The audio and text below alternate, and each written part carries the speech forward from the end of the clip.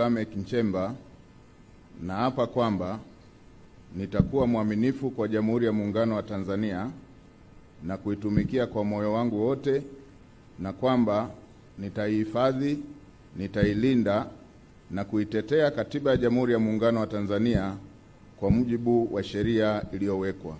Ewe Mwenyezi Mungu nisaidie.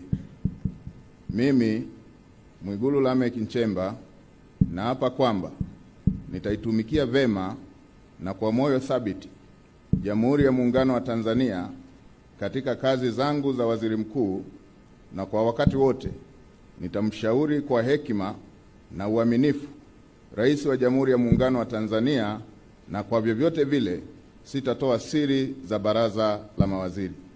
Ewe Mwenyezi Mungu nisaidie. Mimi Mwigulu Lameck Nchemba naapa kwamba katika kutekeleza madaraka niliyopewa kwa mujibu wa Katiba ya Jamhuri ya Muungano wa Tanzania, nitatetea na kudumisha umoja wa Jamhuri ya Muungano wa Tanzania kwa mujibu wa Katiba ya Jamhuri ya Muungano wa Tanzania.